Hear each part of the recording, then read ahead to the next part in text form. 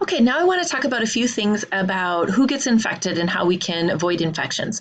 The first thing that I want to talk about is actually a genetic reason that some people are more resistant to malaria, and this is the sickle cell trait. Now, you've probably heard about this in general biology or cell when we talk about hemoglobin and we talk about genetics and we talk about sickle cell disease and why do we still have this in our genomes. And that's because there's an allele of hemoglobin that makes you much less likely to become infected with malaria. And this graph on the right here is what we call a Kaplan-Meier plot. A Kaplan-Meier plot on the y-axis always shows some sort of kind of survival or not having the disease or not being infected or not having cancer or something like that. So something about survival or being disease-free. This is always going to show time. What this specific one is on the y-axis showing survival. It starts at 1 for 100% of the people start alive at the beginning of it. And then on the x-axis is time until death or days until death. And what we're looking at is children in Kenya from 2 to 16 months old, so they're at really high risk of malaria and dying from malaria, and looking at over time what percentage of those children are still alive. So at the beginning, they're all alive. And then we are going to look at these different genotypes. Now, HBSS is hemoglobin, S has 2 S alleles, and the S allele is for sickle cell. So these children have sickle cell disease. And you notice that has the lowest survival, and that's because sickle cell disease itself is a bad thing to have. The AA form is the dominant wild type form, and you have 2 wild type alleles, and so that's here. And that has really good oxygen carrying capacity, but not as good for resistance to malaria. Now, the people who are heterozygous, they have an A and an S allele, they have still decent oxygen carrying capacity, but they also are resistant to malaria, and so they have the best survival.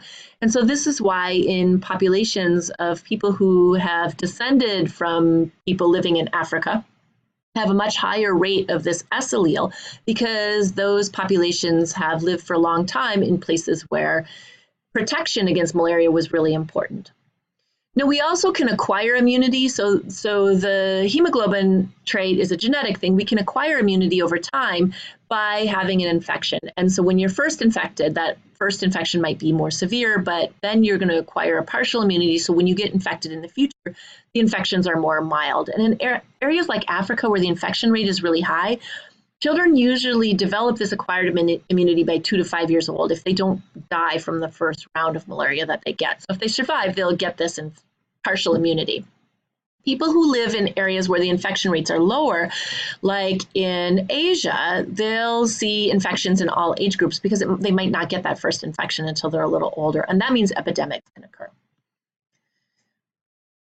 Now, what are some of the social and economic factors that contribute to infection?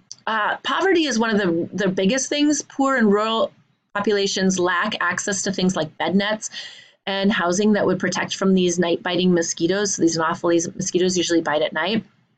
Human activities, so population growth, can also create breeding areas for mosquitoes, things like agriculture. Travelers may not use or know about protective measures like insect repellent or prophylactic medicines. I've traveled several times to areas where malaria is endemic, and I've always chosen to take a prophylactic so that I don't get malaria, so something to try and prevent it from happening.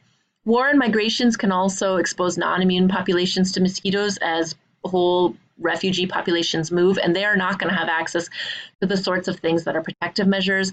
And also, the governments in these malaria endemic countries often lack the resources to prevent or to treat malaria well. And so that's a real barrier to slowing down infection rates.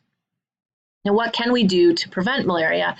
So one of the best things that we can do, and one of the things that's really driven down the rate of malaria infections, is to provide insecticide-treated bed nets to sleep under. So this prevents those nighttime biting and really helps prevent the spread of the infection. And so this has been a huge public health success, is getting more of these bed nets into people's hands. You can also do an indoor residual spray. So this is a long-lasting insecticide that you spray on the walls, not on the people, but this keeps the mosquitoes outside of your home. And then using these artemisinin-based treatments that we're going to talk about has really lowered the death rate from those people who have been infected. And so these 3 things alone, the WHO estimates that have led to 670 million fewer infections and over 4 million fewer deaths between 2001 and 2013. So in just over a decade, really dropped the infection rate and the death rate. Okay, next we'll talk about the actual treatment that was identified.